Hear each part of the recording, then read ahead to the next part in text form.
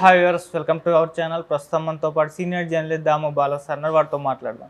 నమస్కారం సార్. నమస్తే sir, Tamil industry and తమిళ హీరోలు ఇప్పుడు పవన్ కళ్యాణ్ గారి మీద కోపంగా ఉన్నారు అని మనకు అర్థమైపోతుంది వాళ్ళ ట్వీట్లు, వాళ్ళ బిహేవియర్ చూస్తూ ఉంటే. అంటే హీరో కార్తీక్ గారి విషయంలో పవన్ కళ్యాణ్ గారు ప్రవర్తించిన తీరు వాళ్ళకి కాస్త కోపం తెప్పించినట్టుగా కనిపిస్తుంది.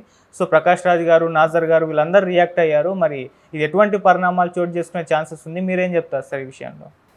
పవన్ కళ్యాణ్ కొంత తొందరపడి స్టేట్మెంట్ ఇచ్చినట్టుగా ఇక్కడ కూడా అందరూ చాలామంది అనుకుంటున్నారు. ఎందుకంటే ఆయన కార్తీ మాట్లాడిన దాంట్లో పెద్ద విషయం ఏం లేదు.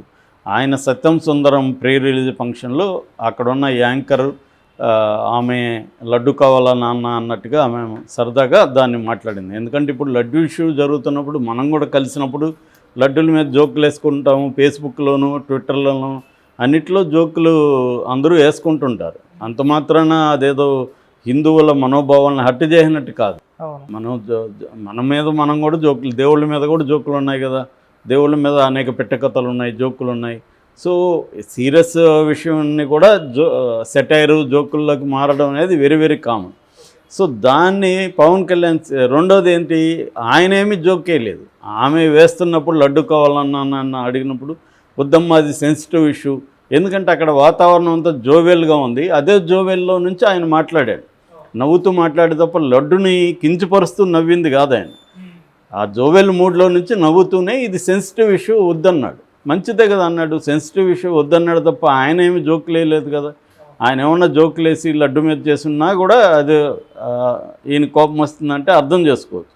అప్పుడు కూడా ఏం కోపం రావాల్సిన పని లేదు. లడ్డు మీద జోకులు వేస్తే ఈయనకెందుకు హర్ట్ అవ్వాలి? సో కానీ తను ఎవరు కార్తీ లడ్డు మీద కూడా జోక్ లేకుండా దాన్ని అవాయిడ్ చేశాడు.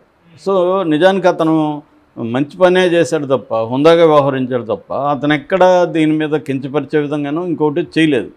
దానికి ఇతను ఓవర్గా రియాక్ట్ అయినట్టు కనబడుతుంది. అంత రియాక్ట్ అవుతాడని ఎవరు కూడా అనుకోలేదు. ఇదేంది ఇంత ఓవర్గా రియాక్ట్ అయ్యాడు ఇతనేమో ఒక పక్క క్రిస్టియన్ భార్య, ఇతనేమో అతనే చెప్పాడు నేను బ్యాప్టిజం తీసుకున్నానని. ఇతను మళ్ళీ సనాతన ధర్మానికి కట్టుబడి ఉన్నట్టు అనేకసార్లు నాకు అన్ని మతాలు సమానం అన్నాడు. వాళ్ళ అన్నేమో చిరంజీవి, వాళ్ళ అన్నలు ఇద్దరు చిరంజీవి కానీ నాగబాబు ఇద్దరు కూడా దేవుళ్ళు లేరు, మా దృష్టిలో దేవుడి మీద నమ్మకం లేదు అన్నారు. మరి ఇంట్లోనే అలాంటి వాళ్ళు ఉన్నారు. ఈయన కూడా నాకు సర్వమతాలు సమానం, నా భార్య క్రిస్టియను, నా పిల్లలు క్రిస్టియన్సు అనేది మాట్లాడినాడు. అలాంటప్పుడు ఇతను అంత ఓవర్గా రియాక్ట్ అయిపోయి హిందూ మతాన్ని ఇతను ఒకటే భుజాల మీద మోస్తున్నట్టు ఇంత రియాక్ట్ అవ్వడం ఏంటి అనేది అందరూ కూడా షాక్ అవుతున్నారు. నెగిటివ్గా పవన్ కళ్యాణ్ మీద ఈ మధ్యకాలంలో ఎప్పుడు లేనంతగా సోషల్ మీడియాలో నెగిటివ్ పోస్టులు బాగా పెరుగుతున్నాయి. పవన్ కళ్యాణ్ సినిమాల్లో ఆయన దీంట్లో దీని దగ్గర ముట్టించుకోవడాలు, దాని మీద వేసిన జోకులు అవన్నీ కూడా ఇప్పుడు వీడియోలు బయటకు వస్తున్నాయి. అంటే నువ్వే నీ జీవితంలో ఆచరించిన దాన్ని నువ్వు వచ్చి ఇప్పుడు దాని మీద ఎవరు జోకులు వేయకూడదు, దాన్ని ఎవరు ఇది చేయకూడదు, నేను హిందూ మతాన్ని సనాతన ధర్మాన్ని కాపాడుతానడం ఏంటి అనేది ఒక చర్చ అయితే, రెండో చర్చ అసలు నువ్వెవరయ్యా మా హీరోలని సారీ చెప్పించుకోవడానికి, నీకేం సంబంధం, నువ్వుంటే నువ్వు చేసుకో, మా హీరోలకి ఆ ఫ్రీడమ్ లేదా అని తమిళ ఇండస్ట్రీ ఇప్పుడు హర్ట్ అయినట్టు కనబడుతుంది. ఎందుకంటే ఆల్రెడీ ప్రకాష్ రాజ్ కూడా ట్వీట్ చేశాడు, ఇదేంటి చేయని తప్పుకి సారీ చెప్పించుకునే ఆనందం ఏంటో జస్ట్ ఆస్కింగ్ అనేది ఆయన పెట్టాడు. దాంతో ఇప్పుడు నాజర్ రంగంలో దిగి, ఎందుకంటే నాజర్ ఎప్పుడు కూడా అక్కడ యూనియన్లలో యాక్టివ్గా ఉంటాడు, నడిగర్ సంఘం ఇదంతా కూడా ఆయన ఎప్పుడూ యాక్టివ్గా ఉంటాడు. ఆయన కొంత సోషలీ కాన్షియస్ ఉన్న వ్యక్తి, కొంత సమాజానికి సంబంధించిన అండర్స్టాండింగ్ కానీ డీప్ అండర్స్టాండింగ్ ఉన్న వ్యక్తి. నేను కూడా ఆయనతో 2-3 సార్లు ఇంటరాక్ట్ అయ్యాను. సో నాలెడ్జబుల్ వ్యక్తి. ఆయన రంగంలోకి దిగి ఆయన కూడా ఇదయ్యాడు, ఇదేంటిది అతనెవడు మన హీరోని సారీ చెప్పమని అడగడం ఎవరు, అతనెవరు బెదిరించడానికి, అతనికి ఏమి ఉంది, అతను చేసుకుంటే అతను మెట్లు కడుక్కుంటాడా, ప్రాయచిత్తం చేసుకుంటే చేసుకోవాలి. లడ్డు అనే దాని మీద ఎవడు ప్రపంచంలో జోక్ లేకూడదంటే ఎట్లా? జోక్ వేసింది అతను జోక్ కూడా వేయలేదు. అతను చేయని తప్పుకి అతన్ని బెదిరించడం ఏంటి, అతను బెదిరిస్తే మనం భయపడి సారీలు చెప్పడం ఏంటి అనేది వాళ్ళకి ఇప్పుడు కోపం వచ్చినట్టుగా అర్థమవుతుంది. ఎందుకంటే వాళ్ళకి ఎంత భయం వేసిందంటే దానికి భయానికి కూడా కారణం ఉంది మనకి. ఎందుకంటే ఇప్పుడు కార్తీ సినిమాలు, సూర్య సినిమాలు ఇక్కడ కూడా ఆడతాయి తెలుగు సినిమాల్లాగా. సో అందుకని రేపు పొద్దున పవన్ కళ్యాణ్తో గొడవ పెట్టుకుంటే మన సినిమాలకి ఇబ్బంది అనేది వాళ్ళ భయం, లేకపోతే ఇతన్ని చూసి వాళ్ళు ఎందుకు భయపడతారు?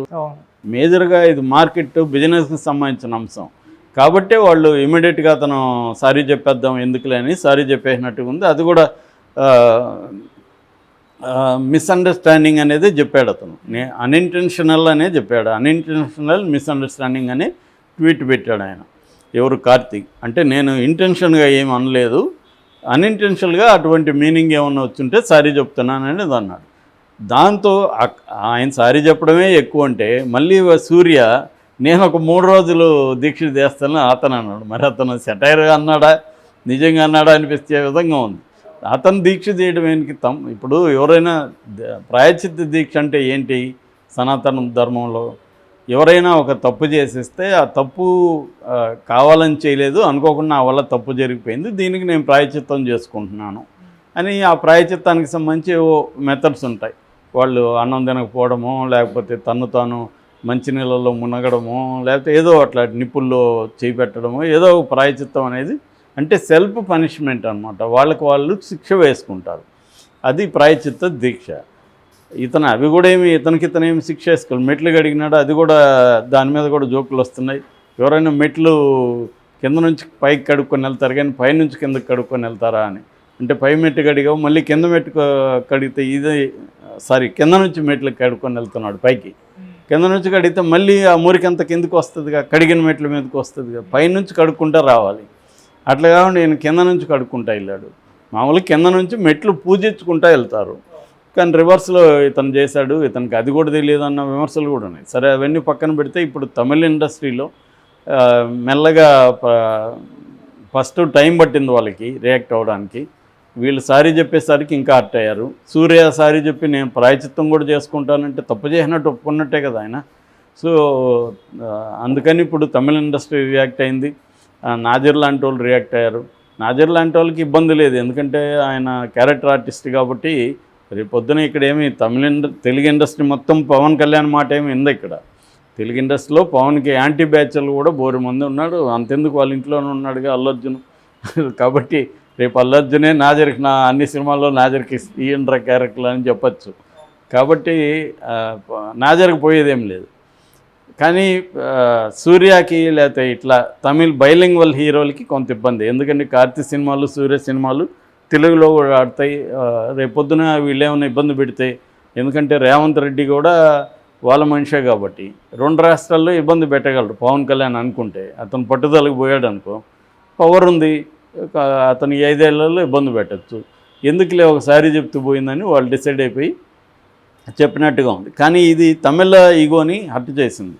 ఎందుకంటే ఒక తెలుగు హీరో తమిళ హీరో తప్పు చేయకుండా అతన్ని బెదిరించడం ఏంటి, ఆ బెదిరిస్తే ఇతను భయపడిపోయి సారీ చెప్పడం ఏంటి, మళ్ళీ వాళ్ళ అన్న సారీ చెప్పడం ఏంటి అని ఇప్పుడు అక్కడ తమిళనాడులో అది మొదలైంది. దాంతో రజనీకాంత్ను కూడా రంగంలో దించారు, నువ్వు కూడా మాట్లాడాలి దీని మీద అని అన్నట్టుగా తెలుస్తుంది. కానీ రజనీకాంత్ ఆయన కూడా సనాతన ధర్మం ఇదంతా మాట్లాడే వ్యక్తి, హిమాలయాలకు వెళ్తుంటాడు.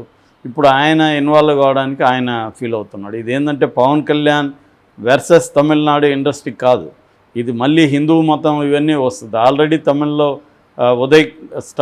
ఉదయనిధి స్టాలిన్ సనాతన ధర్మం అనేది ఒక మలేరియా లాంటిది, దోమ లాంటిది, దాన్ని నిర్మూలించాలి తప్ప దాన్ని మనం ఏం మార్చలేమనేది అతను చెప్పాడు. అది అప్పట్లో నేషనల్ వైడ్ ఇష్యూ కూడా అయిపోయింది. అంటే అతని ఉద్దేశం ఏమంటే సనాతన ధర్మం అనే దాంట్లో వర్ణాశ్రమ ధర్మం ఉంది. వర్ణాశ్రమ ధర్మం అంటే అంటరాంతనం ఉంటుంది, పంచములు ఉంటారు. సో ఇది దళితులకి లేకపోతే శూద్రులకి వ్యతిరేకమైంది సనాతన ధర్మం, దాన్ని మనం ఎలా ఫాలో అవుతాము అనేది అతను ఎక్స్ప్లెయిన్ చేశాడు. అంటే ప్రధానంగా సనాతన ధర్మం అంటే అర్థం అంటే వర్ణాశ్రమం ధర్మం లేకుండా, కులం లేకుండా సనాతన ధర్మం అనేది ఏమి ఉండదు. కులం అనగానే మళ్ళీ నిచ్చెన మెట్ల వ్యవస్థనే ఇండియాలో ఉంది. ఆ నిచ్చెన మెట్లలో కింది స్థాయిలో ఉండేవాళ్ళు దళితులు. సో ఈ కాంటెక్స్లో ఇప్పుడు పవన్ కళ్యాణ్ దాన్ని ఒక రకంగా చంద్రబాబు అజెండాని పవన్ కళ్యాణ్ హైజాక్ చేశాడు. బీజేపీ పవన్ కళ్యాణ్ ఎన్నుకుంది.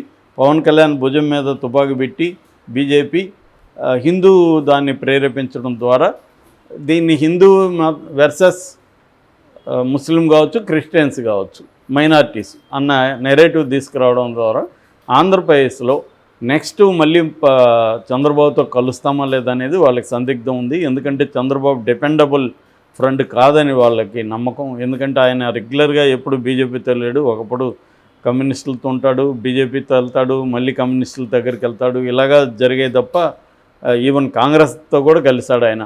కాబట్టి బీజేపీకి నమ్మకం లేదు. అందుకని బీజేపీ పవన్ కళ్యాణ్ని సీఎం క్యాండిడేట్గా అనౌన్స్ చేసి కాపు సామాజిక వర్గాన్ని ఇటు పురంధరేశ్వర లాంటి వాళ్ళ ద్వారా రేపు అవసరమైతే ఎన్టీఆర్ రంగంలో దించి కమ్మ సామాజిక వర్గాన్ని ఈ రెండు కాంబినేషన్ని తాను కబ్జా చేయాలనేది బీజేపీకి ఉన్న లాంగ్ టర్మ్ లక్ష్యం.